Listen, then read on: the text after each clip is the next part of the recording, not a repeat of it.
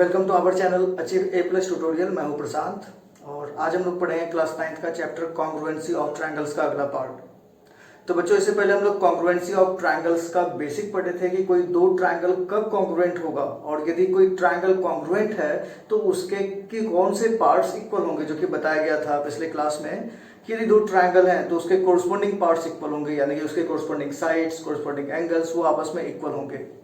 तो आज हम लोग उसके कुछ क्राइटेरिया पढ़ेंगे कि मतलब कि वो कौन कौन से रूल है, कौन कौन से क्राइटेरिया हैं जिससे मतलब कि हम लोग किसी दो ट्रायंगल को कॉन्ग्रुएंट प्रूव कर सकते हैं। वो हम लोग पिछले क्लास में भी हल्का डिस्कस किया जा चुका है कि वो SAS, ASA, SSS और RHS ये चार क्राइटेरिया हैं जिसपे हम लोग किसी दो ट्रायंगल को कॉन्ग्रुएंट कर सकते हैं।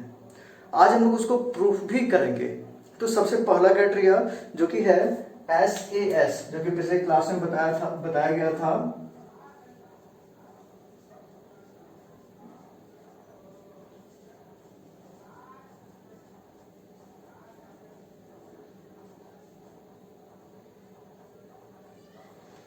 कि कॉन्ग्रुएंसी ऑफ ट्रायंगल में टोटल हम लोग चार पढ़ेंगे। SAS, ASA, SSS and RHS, ये चार क्राइटेरिया है। इसके अलावा एक और है जो कि इसी का एक पार्ट है, जो कि AAS, इसका भी हम लोग यूज करते हैं, तो वो भी हम लोग पढ़ेंगे। लेकिन इसमें मिसिंग कुछ ऐसा दिख रहा है कि जैसे SAS है, ASA है तो AAS है, तो SAS है तो ASS या SSA होना चाहिए, तो वो नहीं होता। उसके अलावा ये 5 हो सकते हैं। ये 5 टाइप के यदि हम लोग को दिख रहा है कहीं पे कि कोई दो ट्रायंगल के ये 5 पार्ट इक्वल हैं, तो हम लोग उस दो ट्रायंगल को कॉन्ग्रुएंट बोल सकते हैं। तो पिछले क्लास में भी बताया गया था कि जो पहला वाला है SAS, उसको हम लोग एज ए एक्जियोम पढ़ते हैं और इसी से हम लोग बाकी को हम लोग प्रूफ करेंगे। ये हम लोग का एक एक्जियोम है, लेकिन कुछ बुक्स में उसको प्रूफ भी किया गया है, लेकिन वो प्रूफ एक्चुअल प्रूफ नहीं है, क्योंकि वहां पे सिंपल सा है कि कोई दो ट्रायंगल है जिसके ये दो पार्ट्स यानी कि दो साइड्स और उसके कोरस्पोंडिंग एंगल्स। मतलब ये हो गया कि यदि ये एक ट्रायंगल AB और C है और दूसरा ट्रायंगल PQR है, तो SAS का मतलब हो गया कोई भी दो साइड, जैसे कि मान लेते हैं इसमें कि AB is equal to PQ, तो ये वाला साइड इसके इक्वल और ये वाला साइड इसके इक्वल, और इस दोनों का कोरस्पोंडिंग एंगल यानी इस दोनों का जो इंक्लूडेड एंगल है वो ये है, तो ये वाला एंगल इसके इक्वल हो जाए तो इस दोनों ट्रायंगल को कॉन्ग्रुएंट कहेंगे। यानी कि if AB is equal to PQ, angle ABC is equal to angle PQR and BC is equal to QR। तो क्लियरली यहां पे दिख रहा है 3 पार्ट। पहला साइड है, कोरस्पोंडिंग साइड्स इक्वल है। दूसरा दो एंगल हैं जो कि उस दोनों साइड के बीच वाला एंगल है दोनों ट्रायंगल के। और तीसरा साइड कोरस्पोंडिंग साइड्स वो आपस में इक्वल हैं। तो यदि वो इस तरीके से इक्वल है तो इस दोनों ट्रायंगल को हम लोग कॉन्ग्रुएंट कहेंगे। और किस तरीके से कॉन्ग्रुएंट है, तो अंडर SAS क्राइटेरिया। तो SAS क्राइटेरिया से ये दोनों ट्रायंगल कॉन्ग्रुएंट कहलाएंगे। और यदि इस तरह का किसी भी ट्रायंगल में दिखे तो हम लोग उसको कॉन्ग्रुएंट बोलेंगे। और यदि इसका प्रूफ पूछा जाए तो इसका प्रूफ नहीं होता। और कुछ बुक्स में बस इतना दिया हुआ है कि कोई दो ट्रायंगल है, इसके ये मेजरमेंट इक्वल है, अब उसमें इस ट्रायंगल को उठा के इसके ऊपर रखते हैं तो वो उसको पूरी तरह से ओवरलैप कर लेता है। ये कोई थ्योरम नहीं है, ये हम लोग इसको प्रूफ नहीं करते, इसको हम लोग प्रूफ नहीं कर सकते। तो ये तो एक एक्सपेरिमेंट टाइप का है, तो प्रूफ, लेकिन ये एक एक्सियोम है और इससे हम लोग बाकी सारे को प्रूफ करेंगे। तो चलो इसके बाद हम लोग बाकी को प्रूफ करते हैं, लेकिन कुछ क्वेश्चन जो इससे बनने वाले हैं उसको भी हम लोग देख लेते हैं। तो अगले थ्योरम की ओर हम लोग आते हैं।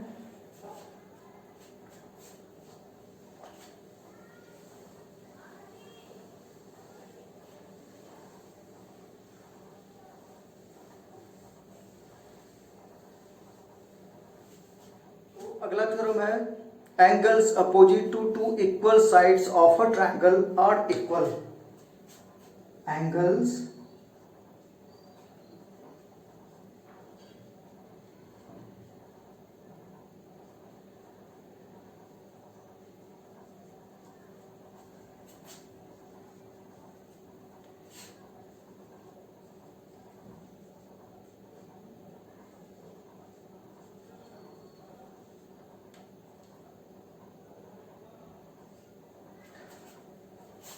तो ये पहला थ्योरम भी है, और हम लोग यहाँ पे बोल सकते हैं कि एक आइसोलेस ट्रायंगल का प्रॉपर्टी भी है। हम लोग पढ़ चुके हैं कि किसी भी आइसोलेस ट्रायंगल में दो इक्वल साइड्स और उसके अपोजिट एंगल वो इक्वल होते हैं। तो एक आइसोलेस ट्रायंगल का दो साइड इक्वल दिया होगा और ये प्रूव करना है कि यदि दो साइड इक्वल है तो उसके अपोजिट एंगल भी आपस में इक्वल होंगे।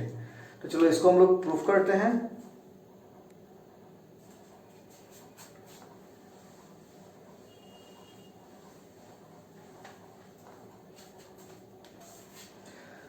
तो प्रूफ करने के लिए सबसे पहले हम लोग को क्या दिया हुआ है, तो angles opposite to two equal sides of a triangle, यानी कि एक ट्रायंगल का दो इक्वल साइड है ये दिया हुआ है। यानी कि सबसे पहले हम लोग एक डायग्राम बनाते हैं और वो कॉपी के राइट साइड में अपर कॉर्नर पे बनाना चाहिए।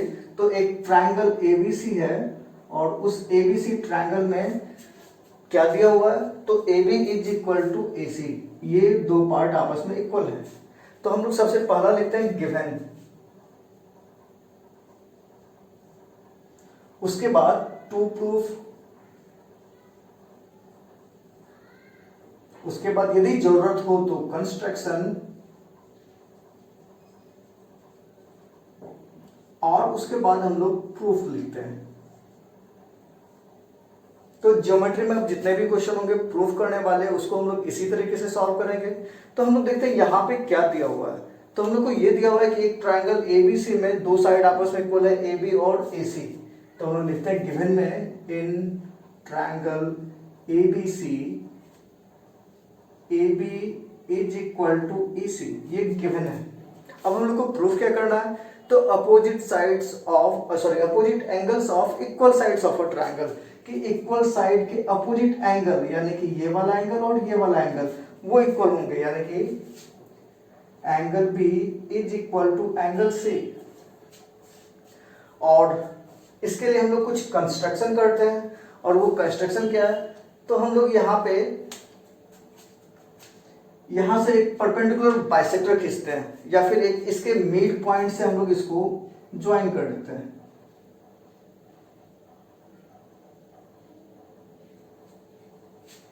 या इसको हम लोग ऐसा बोल देते हैं कि एंगल बाइसेक्टर ऑफ ए खींचते हैं। तो एंगल बाइसेक्टर ऑफ ए, अब एंगल बाइसेक्टर ऑफ ए, अब यहां से क्या हम लोग को मिल सकता है, तो यदि angle bisector of A AD है तो ये इस दो एंगल को इक्वल कर रहा है, बाइसेक्ट कर रहा है, तो यानी कि ये दोनों आपस में इक्वल, और उसके बाद ये कॉमन साइड है। तो हम लोग यहाँ पे ऐसे ऐसे दोनों को प्रूफ कर सकते हैं। तो चलो हम लोग लिखते हैं क्या कंस्ट्रक्ट किया हम लोग, तो ड्रॉ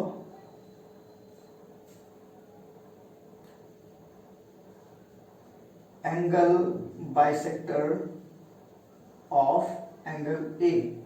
अब A का बाइसेक्टर हम लोग खींचेंगे तो BAD is equal to CAD। अब हम लोग प्रूफ पे आते हैं।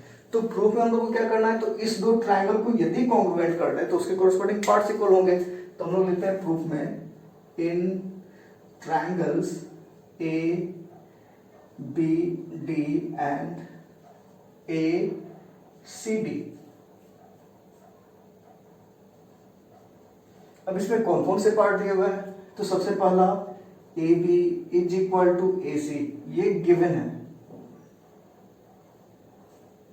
तो इस चीज का ध्यान रखना है कि जब भी हम लोग प्रूफ करेंगे तो जो पार्ट इक्वल लिखना है तो उसके बगल में उसका रीजन भी लिखना है।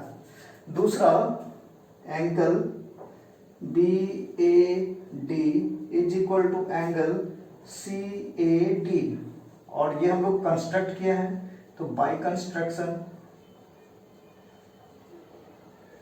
और तीसरा इस ट्रायंगल का side AD is equal to इस ट्रायंगल का साइड AD, और ये कॉमन साइड्स हैं।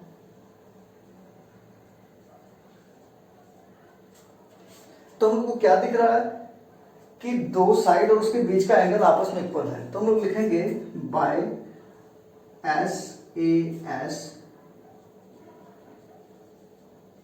Criteria of congruency, triangle ABD is congruent to triangle ACD। अब दो ट्रायंगल कॉन्ग्रुएंट होंगे और इसीलिए इसके कोरस्पॉन्डिंग पार्ट्स इक्वल होंगे। तो उसके कोरस्पॉन्डिंग पार्ट्स क्या हैं? तो इसके कोरस्पॉन्डिंग पार्ट्स ये साइड्स हैं, इसके कोरस्पॉन्डिंग पार्ट्स ये एंगल हैं और इसके कोरस्पॉन्डिंग पार्ट्स ये एंगल हैं। तो हम लोग यहाँ पे जरूरत बी का है, तो angle B is equal to angle C, और यही हम लोग को प्रूव करना था।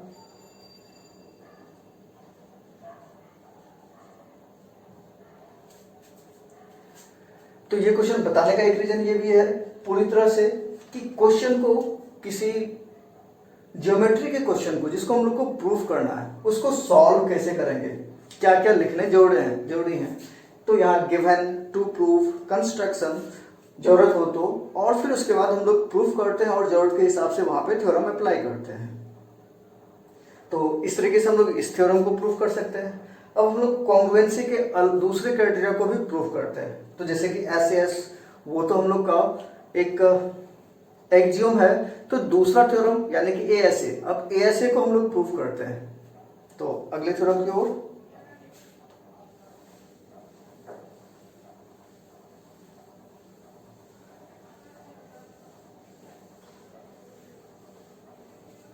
तो अगला कॉन्ग्रुएंसी क्राइटेरिया ASA यानी कि एंगल साइड एंगल, अब उसको हम लोग प्रूफ करते हैं। तो सबसे पहले ASA का स्टेटमेंट पूछा जाए तो वो क्या है? तो दो ट्रायंगल, यदि एक ट्रायंगल का दो एंगल और उसका इंक्लूडेड साइड यानी कि उस दो एंगल के बीच वाला साइड, उस दो एंगल का जो कॉमन साइड होगा वो किसी दूसरे ट्रायंगल के दो एंगल और उसके कोरस्पॉन्डिंग साइड के इक्वल हो, तो उस दो ट्रायंगल को हम लोग कॉन्ग्रुएंट बोलेंगे।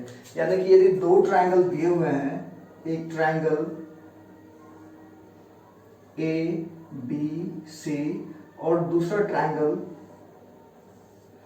इसको बोल देते हैं PQR, और यदि इस दो ट्रायंगल के कोई दो एंगल और उसके इंक्लूडेड साइड वो आपस में इक्वल हो, यानी कि इसमें मान लेते हैं कि यदि B और Q आपस में इक्वल हो, C एंड R आपस में इक्वल हो और इसके बीच के साइड आपस में इक्वल हो, तो ये दो ट्रायंगल कॉन्ग्रुएंट होंगे।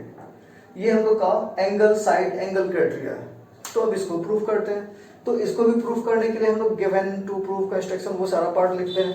तो इसके गिवन में क्या होगा? तो जो पार्ट्स इक्वल दिए हुए हैं तो हम लोग लिख सकते हैं यहाँ पे इन ट्रायंगल ABC एंड PQR क्या क्या पार्ट इक्वल दिया हुआ है? तो AB is equal to, angle B is equal to angle Q, दूसरा BC is equal to QR, तो BC is equal to QR and angle C is equal to angle R। तो ये तीन part दिए हुए हैं और हम लोग को प्रूफ क्या करना है? तो हम लोग को प्रूफ करना है कि दोनों ट्रायंगल कॉन्ग्रुएंट हैं। तो triangle ABC is congruent to triangle PQR।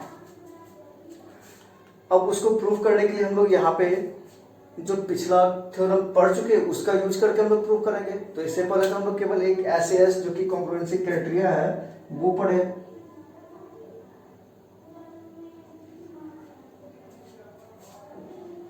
तो हम लोग अब प्रूफ पे आते हैं। तो अब इसको प्रूफ करने के लिए हम लोग यहाँ पे थर्ड साइड, यदि हम लोग को इसको साइड एंगल साइड से प्रूफ करना है तो वो प्रूफ करने के लिए क्या करना होगा? तो एक साइड तो इक्वल दिया हुआ है, किसी दूसरे साइड का हम लोग डिस्कस करें। तो जैसे कि यहाँ पे हम लोग ये बोलते हैं कि BC और QR ये आपस में इक्वल दिए हुए हैं, ये एंगल भी आपस में इक्वल है। यदि इस साइड के बारे में हम लोग बात करें तो हम लोग यहाँ पे दो कंडीशन रखते हैं। तो इन ट्रायंगल्स ABC एंड PQR, तो हम लोग AB और PQ के बारे में तीन केस यहाँ पे बोल सकते हैं। There are three cases about AB and PQ। तो केस वन, तो पहला केस क्या? तो when AB is equal to PQ, AB और PQ दो साइड है तो वहां पे तीन केस होते हैं, या तो ए बी और पी क्यू दोनों आपस में इक्वल होगा, या ए बी पी क्यू से बड़ा होगा, या ए बी पी क्यू से छोटा होगा। बस यही तीन केस है, और इस तीनों केस पे हम लोग डिस्कस कर लेते हैं कि दोनों ट्रायंगल कॉन्ग्रुएंट होगा या नहीं। तो पहला case when A B is equal to P Q, तो उस केस में तो ये तो कॉन्ग्रुएंट ऐसे ही हो जा रहा है।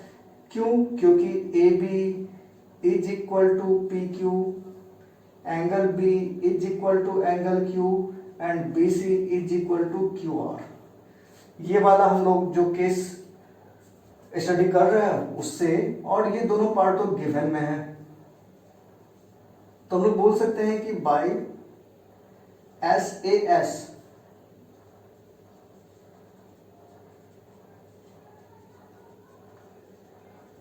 दोनों ट्रायंगल कॉन्ग्रुएंट होंगे, यानी कि triangle A B C is congruent to triangle P Q R. लेकिन ए बी और पी क्यू यदि इक्वल ना हो तो क्या होगा?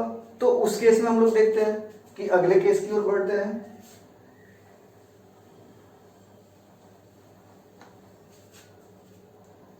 तो case 2, when A B is greater than P Q, तो ए बी यदि पी क्यू से बड़ा होगा तो उस केस में हम लोग ये कर सकते हैं कि कोई एक पॉइंट ए बी पे हम लोग ऐसा ले लें जो कि पी क्यू के इक्वल हो जाए। तो उसके लिए हम लोग एक कंस्ट्रक्शन करेंगे, यदि ए बी पी क्यू से बड़ा है तो मार्क अ पॉइंट डी बोल देते हैं कि एक पॉइंट हम लोग डी ले लेते हैं,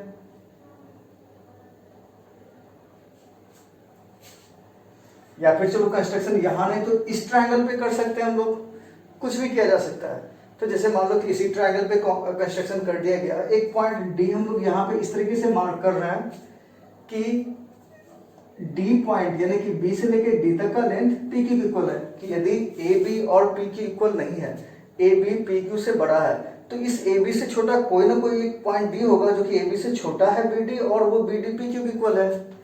तो there is a point D on A B such that B D is equal to P Q. तो अब यहाँ पे डी पॉइंट हम लोग यहाँ पे कंस्ट्रक्ट कर रहे हैं जो कि डी पॉइंट से बी से डी का जो डिस्टेंस है वो पी क्यू के इक्वल है। तो इस केस में क्या होगा? तो इन triangles BCD and QRP, अब ये दोनों ट्रायंगल कॉन्ग्रुएंट होंगे। क्यों? क्योंकि एंगल DBC, सॉरी पहले साइड हम लोग लिख सकते हैं, तो DB is equal to PQ, angle B is equal to angle Q, and BC is equal to QR। तो फिर से by SAS criteria of congruency triangle DBC, इस बार DBC is congruent to triangle PQR। अब ये दो triangle congruent हो गया, लेकिन इस बार कौन सा है? DBC PQR के इक्वल है, ABC नहीं। अब ये दो ट्रायंगल कॉन्ग्रुएंट है तो इसके कोरस्पोंडिंग पार्ट्स इक्वल होंगे, यानी कि angle C is equal to angle R। तो लेकिन C वहां पे दो तरीके से दिख रहा है, एक DCB और एक ACB। तो चलो यहाँ पे कौन सा होगा? तो angle DCB is equal to angle R। लेकिन गिवन में क्या दिया हुआ है? तो angle C is equal to R, और ये C कौन सा है? तो ये C ACB है, but angle ACB is equal to angle R, ये पार्ट गिवन है, और ये दोनों ट्रायंगल कॉन्ग्रुएंट है इसीलिए। और जब दो ट्रायंगल कॉन्ग्रुएंट होते हैं और उसकी वजह से कोई पार्ट को हम लोग इक्वल लिखते हैं तो वहां पे उसको ब्रैकेट में लिखेंगे CPCT। CPCT का मतलब हो गया corresponding parts of congruent triangle. तो DCB R के इक्वल, ACB R के इक्वल। तो इस दो इक्वेशन से क्या आ रहा है? तो इस दो इक्वेशन से हम लोग बोल सकते हैं कि angle DCB is equal to angle ACB।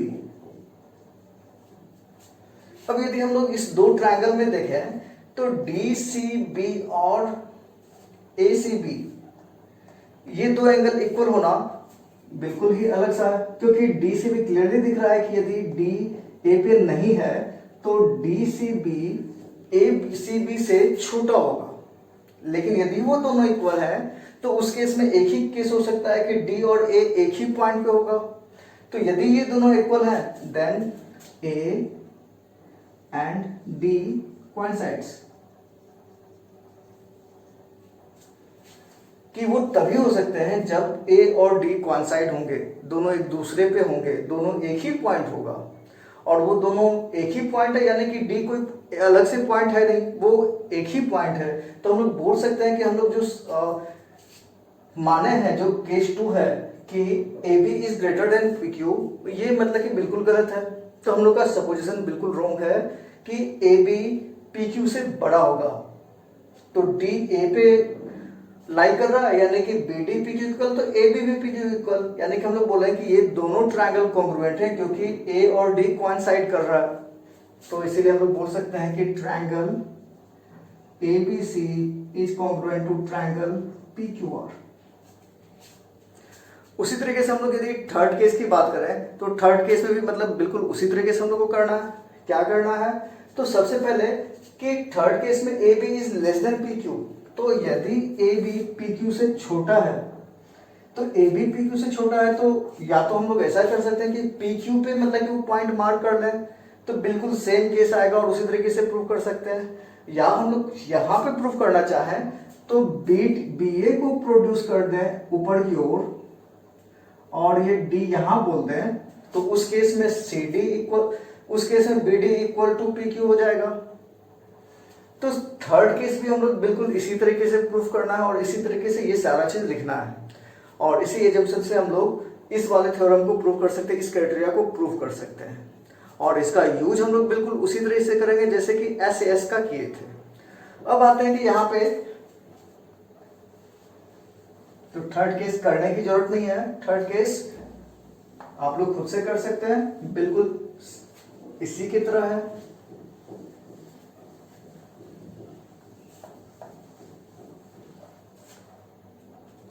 अब इसके बाद है कि एएस, कि एएस वो क्राइटेरिया का हम लोग यूज करेंगे या नहीं, तो हम बिल्कुल करेंगे। क्यों करेंगे? क्योंकि एएस भी बिल्कुल एएस ही जैसा है। तो बिल्कुल शॉर्ट में इसको बताते हैं कि दो ट्रायंगल दिए हुए हैं, ए B C,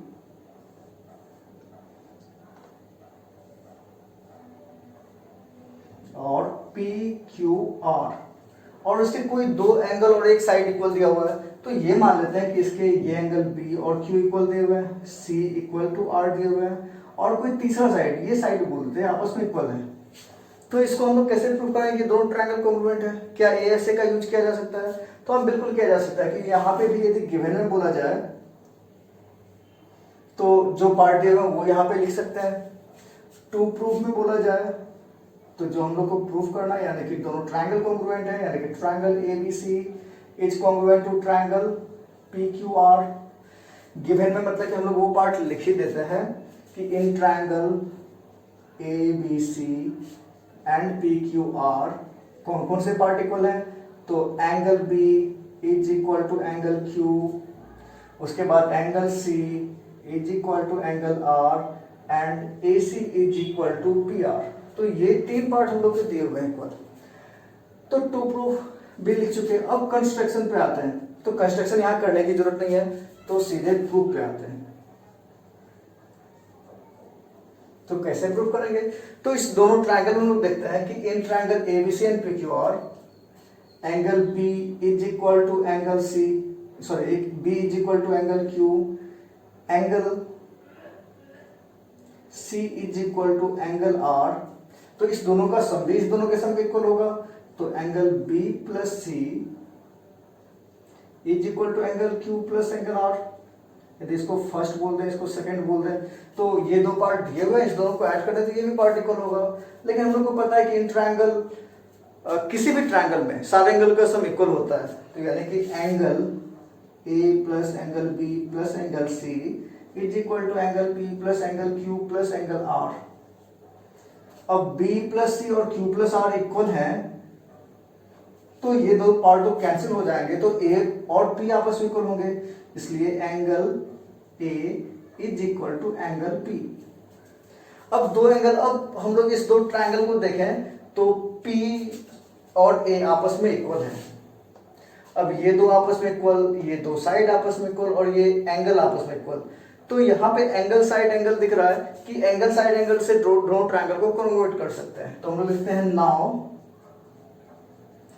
in triangles ABC and PQR।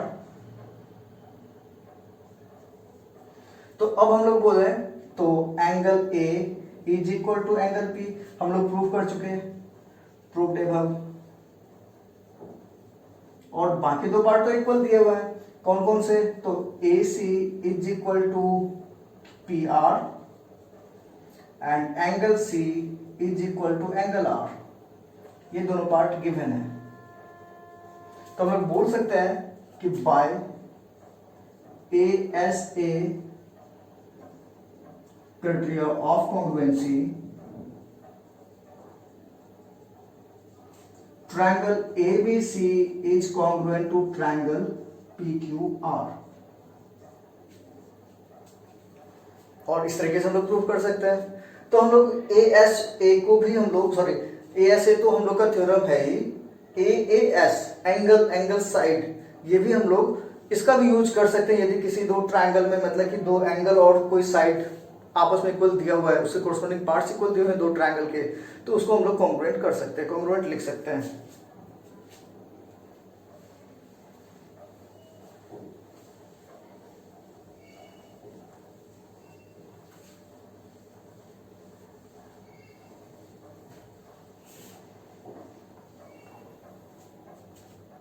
तो बस ये याद रखना है कि कॉन्ग्रुएंसी के लिए मतलब कि टोटल 4 थ्योरम्स हैं और उसके अलावा एंगल साइड को भी हम लोग पढ़ते हैं। तो कौन कौन से थे? SAS जिसको एज हम लोग एक्जियम पढ़ते हैं, और ये है साइड, एंगल एंड साइड। दूसरा जो कि अभी हम लोग प्रूव किए ASA यानी कि दो एंगल और उसके बीच का साइड। तो इस चीज को याद रखना है, SAS का मतलब दो साइड और उसके बीच का एंगल किसी दूसरे ट्रायंगल के दो साइड और उसके बीच के एंगल के इक्वल हो तो SAS से उसको हम लोग कॉन्ग्रुएंट करेंगे।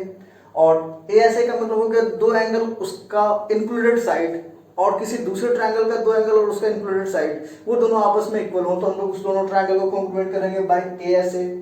और इसी का एक AAS, दो एंगल इक्वल है तो थर्ड एंगल इक्वल होगा और उसको हम लोग ASA से उसको कर सकते हैं। तो AS क्राइटेरिया भी कहीं दिखे तो उससे भी हम लोग उसको प्रूव कर सकते हैं। अब इसके बाद बाकी बचा SSS यानी कि side side side and RHS यानी कि R का मतलब राइट एंगल, H का मतलब हाइपोटेन्यूज एंड S का मतलब साइड, एनी साइड। कि कोई दो ट्रायंगल दिया हुआ है उसमें दो एंगल, वो राइट एंगल ट्रायंगल है, तो यदि तो उसके हाइपोटेन्यूज आपस में इक्वल हो और कोई भी एक साइड इक्वल हो तो उस दो ट्रायंगल को कॉन्ग्रुएंट हम लोग बोल सकते हैं। तो ये टोटल 4 क्राइटेरिया है। तो हम लोग अभी इस दो का प्रूफ पढ़ चुके, इस तीनों का प्रूफ पढ़ चुके। अब ये बाकी दो SSS एंड RHS वो हम लोग अगले क्लास में करेंगे। तो आज के लिए इतना ही, थैंक यू।